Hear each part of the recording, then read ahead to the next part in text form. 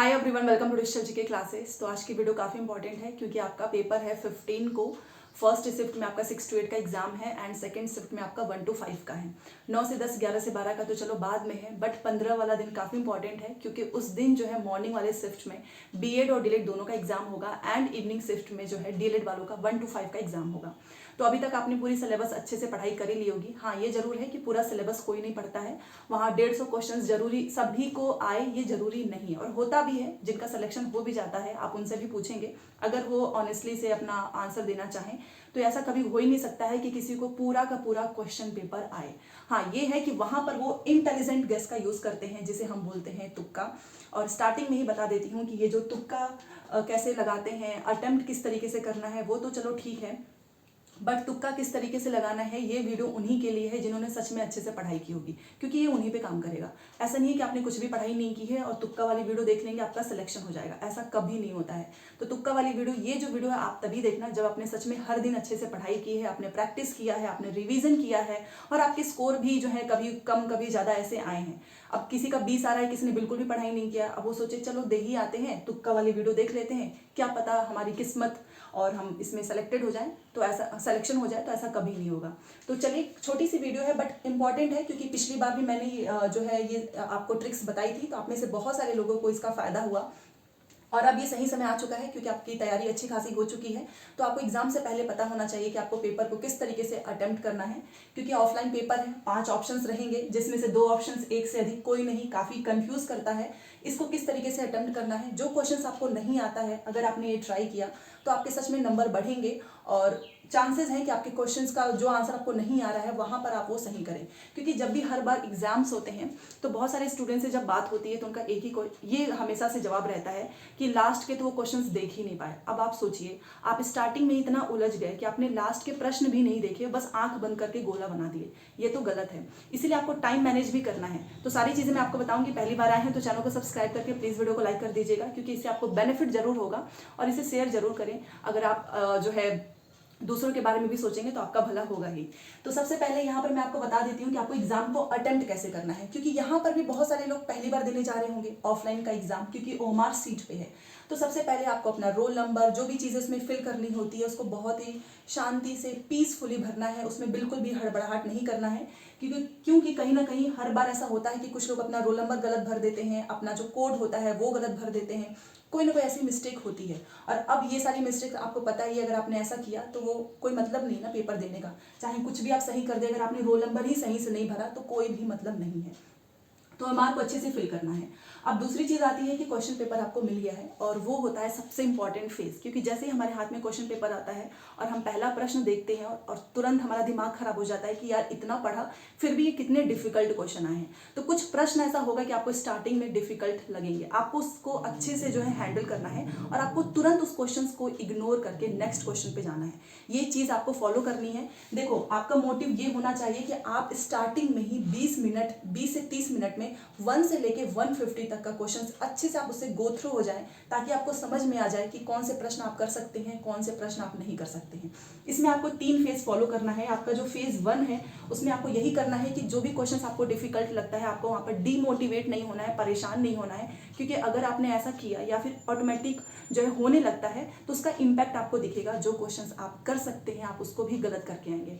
और यही सबसे बड़ा जो है फैक्टर होता है कि इजी क्वेश्चंस जो हमने पढ़ा होता है ना, हम वो भी गलत करके चले आते हैं और बाद में रिग्रेट होता है। और अगर आप आसान प्रश्न गलत करके आते हैं तो आप वैसे ही बाहर हो जाएंगे लिस्ट से, क्योंकि आसान प्रश्न तो सभी कर लेंगे ना। देखो, जो क्वेश्चन पेपर होता है वो ऐसे ही डिजाइन किया जाता है कि कुछ प्रश्न आसान होंगे जो सभी कर लेंगे और कुछ प्रश्न ऐसे डिफिकल्ट होंगे जिसमें आपको इंटेलिजेंट गेस करना होगा।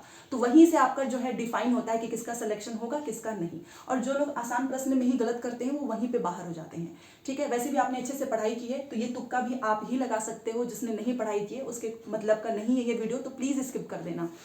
तो सबसे पहले तो आपने ओएमआर अच्छे से फिल कर लिया, आपने 1 से लेके 150 तक क्वेश्चंस बहुत ही आसान, बहुत ही काम रहेगा, आपको अच्छे से पीसफुली हैंडल करना है। जो क्वेश्चन नहीं आता है आप उस पर टाइम वेस्ट मत करना, क्योंकि अगर आपने ठान लिया कि नहीं भाई हम तो करके रहेंगे तो आपका समय निकल जाएगा, आपको पता भी नहीं चलेगा और लास्ट में वही है गोले बनाकर आने पड़ेंगे। तो जो क्वेश्चन नहीं आता है 1 सेकेंड लगाया, बस खत्म, नेक्स्ट पे जाओ। और जैसे जैसे दूसरी चीज इंपॉर्टेंट है, जैसे जैसे जो जो प्रश्न आपको आते जा रहे हैं, आप कॉन्फिडेंट हैं कि देखो दूसरा आ रहा है, तीसरा आ रहा है, आप तुरंत गोले बना लो।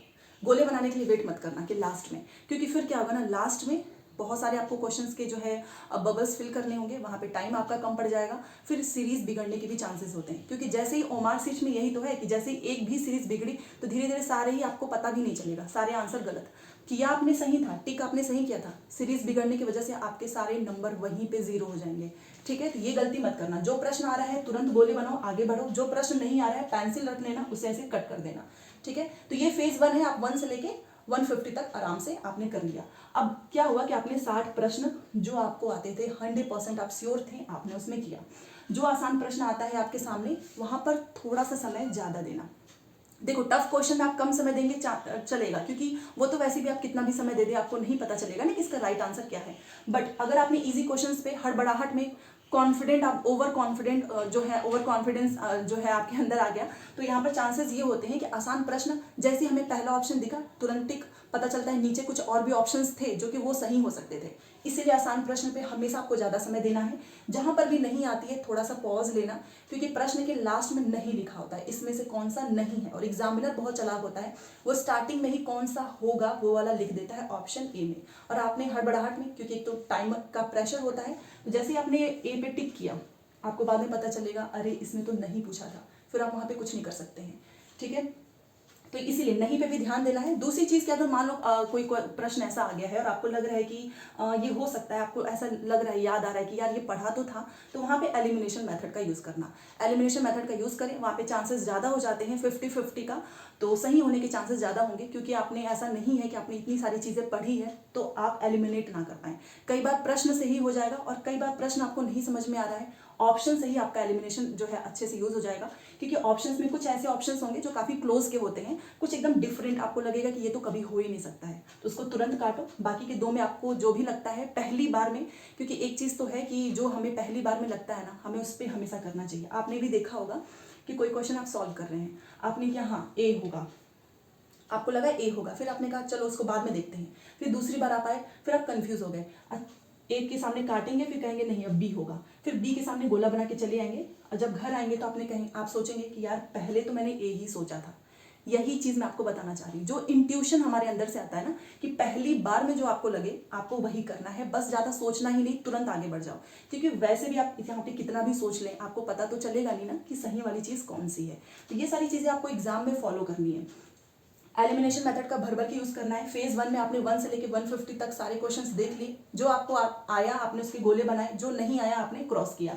दूसरा फेज स्टार्ट होगा कि अब आपको जो लगता है कि आप इसमें कर सकते हैं, वहां पर आपको एलिमिनेशन मेथड का यूज करना है। अगर अंदर से इंट्यूशन आ रहा है कि यस ये हो सकता है, आप उसको गोले बनाओ और आगे बढ़ जाओ। तीसरा आता है जो एकदम डिफिकल्ट है, आपको आ ही नहीं रहा है, वहां पर आपको क्या करना है। देखिए जो डेट वगैरह जो होता है हमें याद नहीं रहता है कि कौन सा, जैसे कि कोई अधिवेशन आपसे पूछ ले, कोई युद्ध आपसे पूछ ले कि कब हुआ था, उसमें दिमाग काम ही नहीं करेगा कि इसमें से कौन सा है। तो एक चीज याद रखो, बीपीएससी के पैटर्न को मैंने देखा कि इनके कुछ कुछ ऑप्शंस एकदम क्लोज होंगे, जैसे कि 1941 है 42 है, और कुछ ऑप्शंस ऐसे होंगे जो एकदम ही अलग होंगे, 1742 ऐसा कुछ होगा। तो जो एकदम डिफरेंट ऑप्शन लगेगा आपको उसको तुरंत काटना है। जो दो ऑप्शंस क्लोज के हैं आपको फिर उसमें रिस्क लेना ही होगा। और वो जो पढ़ाई किया होता है, जिसने हिस्ट्री अच्छे से पढ़ी है, ज्योग्राफी अच्छे से पढ़ी है, पॉलिटी अच्छे से पढ़ी है, उनके लिए आसान होता है, क्योंकि उन्हें समझ में आ जाता है कि ये होने के चांसेस ज़्यादा हैं। मान लो दो ऑप्शंस में आप कंफ्यूज हो, फिर भी आपको लगेगा कि ये कहीं तो मैंने पढ़ा है, ये वाला ऑप्शन नहीं, ये हो सकता है। ठीक है, अब बात कर लेते हैं एक से अधिक और कोई नहीं में। ये जो मैंने बीपीएससी के क्वेश्चन पेपर देखे तो उसमें option number D and option number ई बहुत ज़्यादा नहीं आता है। मान लो इसके 4-5 प्रश्न आ जाएंगे एंड ई के भी आपके 4-5 प्रश्न आएंगे। इसको किस तरीके से आपको डील करना है। अब आप मुझे बताओ, अगर मैं आपसे पूछूं कि जो 1925 का जो कांग्रेस का अधिवेशन था उसकी अध्यक्ष कौन थी, तो आप मुझे बताओगे कोई एक ही हो सकता है, अध्यक्ष कोई एक हो सकता है। मैं आपसे पूछूं कि पृथ्वी दिवस कब होता है, तो वो एक ही दिन होगा। जल जो दिवस है वो किस दिन होगा, एक ही होगा। तो ऐसे प्रश्न आपको खुद समझ में आ जाएंगे कि ऐसे प्रश्न का आंसर तो डी और ई में से कभी हो ही नहीं सकता है। तो इस तरीके से आपको यूज करना है, क्योंकि कुछ प्रश्न ऐसे आएंगे जहां पर आप कंफ्यूज होंगे कि यार इसका डी भी तो हो ही सकता है एक से अधिक। तो आप पहले प्रश्न को अच्छे से समझें कि वो आपसे क्या पूछ रहा है। अब मान लो प्रश्न में ये लिखा हुआ है कि ये जो चीज है कहाँ कहाँ पाई जाती है, या फिर कर्क रेखा किस किस जो है राज्य से होकर गुजरती है। आप मुझे बताओ, कर्क रेखा किस किस राज्य से होकर गुजरती है? क्या इसका कोई ऑप्शन एक हो सकता है? बिल्कुल भी नहीं, क्योंकि वो तो कई राज्यों से, मैंने आपको इसकी ट्रिक बताई है, मित्र पर जो गमछा झार, इसमें तो कई हो सकते हैं। तो ऐसे ऑप्शन, ऐसे क्वेश्चन जो पूछे जाते हैं उसमें हमेशा डी होने के चांसेस होते हैं। ठीक है, अब रही बात ई, इसमें से कौन सा, मतलब कोई नहीं है, ना तो ए सही है, ना बी सही है, ना सी सही है। तो ये तो वही कर सकता है जिसने थोड़ा बहुत भी चीज़ें डीप में पढ़ी हैं। यस, ये रियलिटी है। देखो यहाँ पर मैं आपको झूठ बोल दूँ कि बस ऐसे ही देख लेना, तो वो गलत होगा, क्योंकि कोई नहीं, अब आप बताइए, अगर आपने पढ़ी ही नहीं है मॉर्ले मिंटो सुधार, एग्जाम्पल के लिए आपने पढ़ा ही नहीं है जलियांवाला बाग हत्याकांड, या फिर आपने माउंटबेटन योजना नहीं पढ़ा है, शिमला समझौता नहीं पढ़ा है, कुछ भी आपने मॉडर्न हिस्ट्री की कोई चीज़ पढ़ी ही नहीं है, और अगर इसमें कुछ लिख दे कि इसमें से कौन सी बात सही नहीं होगी या फिर क्या क्या इसमें सही है, और आपने स्टेटमेंट इसमें 2-3-4 लाइन बड़े बड़े स्टेटमेंट लिखे हुए हैं, आपको कैसे पता चलेगा? आप मोस्टली चांसेस यही होगा कि आप डी लगा कर आएंगे, और ये भी हो सकता है कि इसमें ई वाला सही हो। तो कहीं ना कहीं इसलिए मैंने स्टार्टिंग में ही बोल दिया कि ये वीडियो उनके लिए है जिसने अच्छे से पढ़ाई की होगी, और यस, जिसने थोड़ा बहुत भी पढ़ा होगा, पूरा डीप में नहीं, बट जिसने थोड़ा बहुत भी पढ़ा होगा उसे तुरंत अंदाजा लग जाएगा कि ए भी सही हो रहा है, बी भी सही हो रहा है, सी का मुझे पता नहीं, तो डी 100% होगा। और ए उसको ये लगे कि ना तो बी सही लग रहा है ना सी सही लग रहा है, तो ए भी नहीं हो सकता है, देन वो ई पे लगा के चले आएंगे। तो इसे बोलते हैं इंटेलिजेंट गेस। तो इसका यूज आपको करना है एग्जामिनेशन हॉल में। आपको पेपर को किस तरीके से अटेम्प्ट करना है, 150 प्रश्न, पूरे के पूरे प्रश्न आपको देखने हैं। पहले जो आ रहा है आप उसे करें, जो नहीं आ रहा है उसे छोड़ दें। फिर जो बचा है उसमें आपको तुक्का लगाना है, एलिमिनेशन मेथड का यूज करना है। कई बार ऑप्शन से हमारे आंसर निकल जाएंगे। और एक चीज और होती है, जल्दीबाजी में किसी भी जो प्रश्न नहीं आ रहा है उसको गोले मत बनाना, क्योंकि एक बार गोला बना दिया फिर बाद में हमें आंसर्स याद आने लगते हैं। होता है ऐसा, जैसे आपने 150 क्वेश्चंस कंप्लीट किया और आप ऐसे क्वेश्चन पेपर पलट रहे हैं, आपको तुरंत उस क्वेश्चन का आंसर याद आ जाता है। तो कुछ प्रश्न ऐसे होते ही हैं जो आपको बाद में ही याद आएंगे, तो जल्दीबाजी में मत करना। इसलिए मैंने आपको स्टार्टिंग में बोला है, जो आपको आ रहा है आप वो करें, जो नहीं आ रहा है आप उसे छोड़ दें। और जैसे आप लास्ट में बैठेंगे इत्मीनान से, आपको धीरे धीरे चीज़ें याद आती जाएंगी। इस तरीके से आपका टाइम मैनेज होगा। पूरे प्रश्न आप देख लेंगे, पूरे प्रश्न को अच्छे से करके भी आएंगे, और नेगेटिव मार्किंग तो है नहीं, तो कोई डर भी नहीं है, तो इसका फ़ायदा भी उठाइएगा। ठीक है, तो ये सारी चीज़ें जो मुझे लगी आपको बताना चाहिए, और जो मुझे लगा कि ये कुछ चीज़ें, जैसे कि कुछ लोग बोलते हैं कि अगर आपको बिल्कुल भी नहीं आ रहा है, जिसने बिल्कुल भी पढ़ाई नहीं की है वो भी तुक्के से मार्क्स लेकर आ सकता है, तो ये गलत है। तुक्का भी उन्हीं पे काम आएगा जिसने सच में पढ़ाई की होगी। ठीक है, क्योंकि 150 पूरे जो टॉपर होते हैं ना, उनको भी नहीं आता है। वो टॉपर कैसे बन जाते हैं?